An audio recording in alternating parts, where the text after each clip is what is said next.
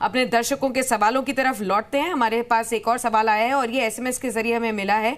धनंजय ने सवाल पूछा है कोल्हापुर से, ये इंडिया बुल्स वेंचर के बारे में जानना चाहते हैं। 150 शेयर से होल्ड करते हैं, 190 के भाव पर उन्होंने परचेजिंग की हुई है। शाइना, आपसे जानना चाहेंगे इंडिया बुल्स वेंचर पर जो लोग भी निवेशित है, अभी आप उनको क्या राय दे रही है? 177 पर चल रहा है, खासतौर पर इनकी पोजीशन पे अभी कुछ लॉसेस है।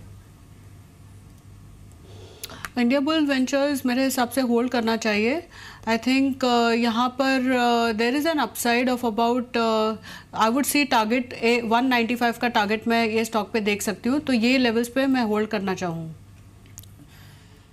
चलिए, इनफैक्ट आज सुबह से ही जो फोकस हमने रखा है वो जीएसटी पे, क्योंकि बहुत ही अब कम समय बचा है जब जीएसटी लागू हो जाएगा। वित्त मंत्री से एक्सक्लूसिव बातचीत की और इनफैक्ट जीएसटी पे नहीं, एयर इंडिया पर भी बात की। आइए सबसे पहले आपको ये सुना देते हैं कि एयर इंडिया के मुद्दे पर वित्त मंत्री का क्या कहना था। एविएशन सेक्टर में आपकी एयरपोर्ट क्वालिटी पिछले 10-15 साल में बहुत सुधरी है, इंटरनेशनली कंपेरेबल है।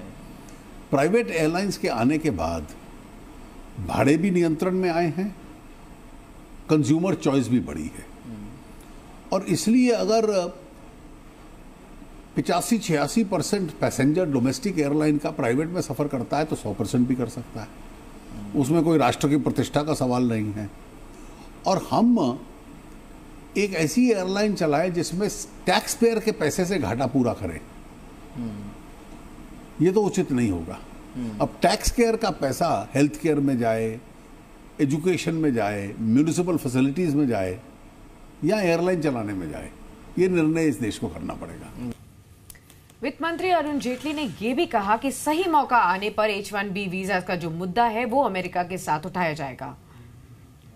और मुझे लगता है जो उपयुक्त अवसर आता है और मौका मिलता है, इंडिया उसकी निश्चित रूप से बात करता है। और उसके पीछे कारण ये है कि जो भारतीय वहाँ आईटी में गए हैं, ये इलीगल माइग्रेंट्स नहीं हैं, ये हाईली स्किल्ड लेबर है, मोस्ट क्वालिफाइड। इनको दुनिया में कहीं भी रोजगार मिल सकता था और इन्होंने यूनाइटेड स्टेट्स की इकोनॉमी में कंट्रीब्यूट किया है। और इसलिए to put them at par with an illegal migrant is not a fair proposition.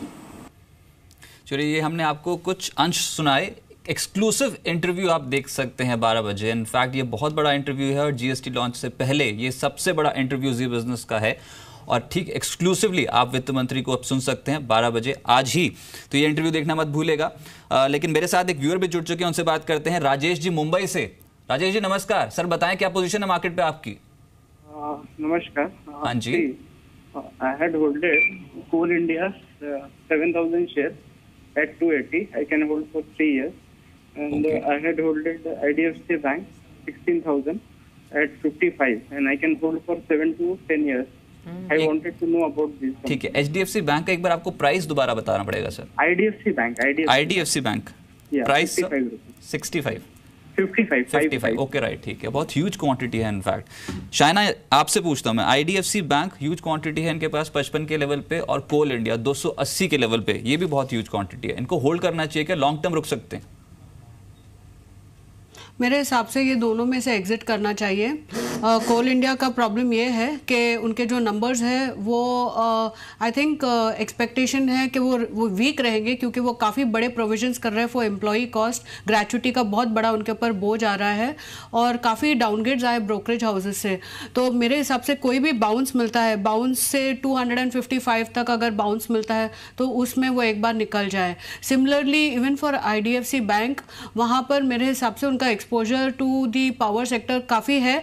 फिर भी यहाँ से अभी होल्ड करके फिलहाल यहाँ पे कोई अच्छी बाउंस मिलती है तो एक बार ये दोनों स्टॉक्स में निकल जाना चाहिए। मेरे हिसाब से ये 5-10 साल होल्डिंग के लिए नहीं रखना चाहिए। उसके अलावा आईडीएफसी बैंक के अलावा वो अगर एचडीएफसी बैंक में इन्वेस्टमेंट करे तो वो 5-10 साल के लिए ज़रूर रखें। ठीक है, चलिए मीनाक्षी जुड़े हैं हमारे साथ अब दिल्ली से। नमस्कार मीनाक्षी, पूछे क्या जानना चाहती हैं आप? हेलो जी मीनाक्षी। मेरे पास A to Z इंफ्रा और शिवम ऑटो है, तो इनको कितने टाइम के लिए रखने से गुड? आपको भाव बताना पड़ेगा मैम। शिवम ऑटो है 65 रुपीज पे, ठीक है, और A2Z इंफ्रा 40 रुपीज पे। ठीक है सिमी, शिवम ऑटो की पहले बात करते हैं। आज सडन स्पाइक के साथ यहाँ पर कामकाज हो रहा है। इनफैक्ट 10% ऊपर अभी आ चुका है। 65 पर इन्होंने खरीदा था और 70 रुपए आज ही के सेशन में इनको देखने को मिल गए हैं। साथ ही A2Z इंफ्रा 40 रुपए पर यहाँ पर खरीदारी की हुई है। दोनों पर ही टेक्निकल चार्ट्स क्या कहते हैं? साक्षी, शिवम ऑटो के बारे में तो मैं सिर्फ ये कह सकती हूँ कि उनको थोड़ा सा टाइम देना चाहिए। इस बार मैं एक 72-70 के आसपास 2 ट्रेडिंग सेशन का हाई था कुछ दिन पहले, वो हाई क्रॉस करके निकल जाएगा ऐसा एक्सपेक्ट करती हूँ। 79 से 85 का नेक्स्ट टारगेट है।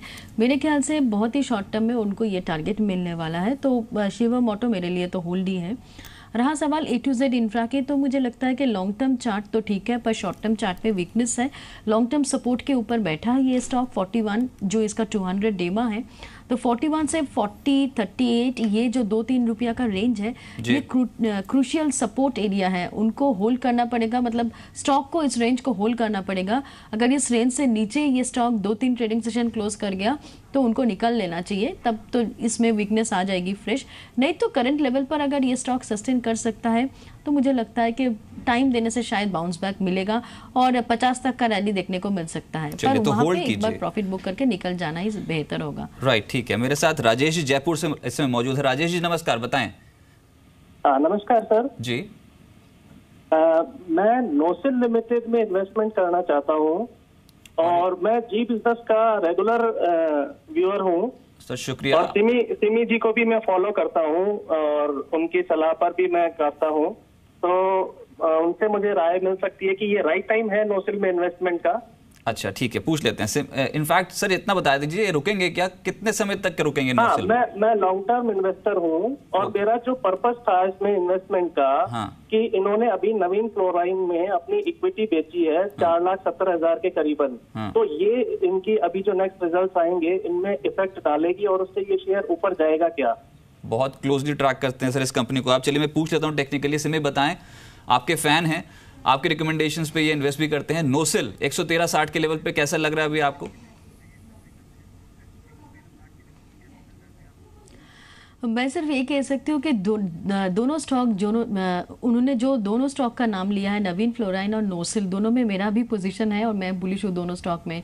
तो मुझे लगता है कि नोसिल आप खरीद सकते हैं, पर आपने जो करंट लेवल पर खरीदने का सोच रहे हैं, मुझे लगता है कि करंट लेवल पर इसमें कोई सपोर्ट नहीं है। आपको अगर लॉन्ग टर्म के लिए सोचना है, निवेश करना है, क्योंकि ये स्टॉक ऑलरेडी 100 के ऊपर, 100 के लेवल के आसपास आ चुका है। इनफैक्ट 100 क्रॉस करके ये सस्टेन कर रहा है, एक फ्रेश ब्रेकआउट आया है, पर थोड़ा बहुत ऊपरी लेवल से थोड़ा बहुत करेक्शन भी शो कर रहा है। नेक्स्ट मेजर सपोर्ट एरिया 105 के आसपास है। आपको छोटा सा करेक्शन मिलता है, मतलब आज ये स्टॉक स्ट्रेंथ शो कर रहा है, आज इसमें खरीदारी मत कीजिए। 2-1 दिन में ये स्टॉक थोड़ा बहुत वीकनेस दिखाएगा, उस दिन पोजीशन में बनाइए, पोजीशन बनाइए और ओवरऑल 100 के नीचे स्टॉप लॉस मेंटेन कर लीजिएगा। इसमें आपको अच्छा रिटर्न मिल सकता है। आप होल्ड कीजिए, आप बिल्कुल आप आगे ये स्टॉक आपको अच्छा रिटर्न जनरेट करके देगा। ठीक है, बाय ऑन डिप्स की स्ट्रैटेजी को आपको अपनाना है और जब भी कोई मौका मिले आप वहां खरीदे। 100 से नीचे का स्टॉप लॉस आप मेंटेन करके रख सकते हैं।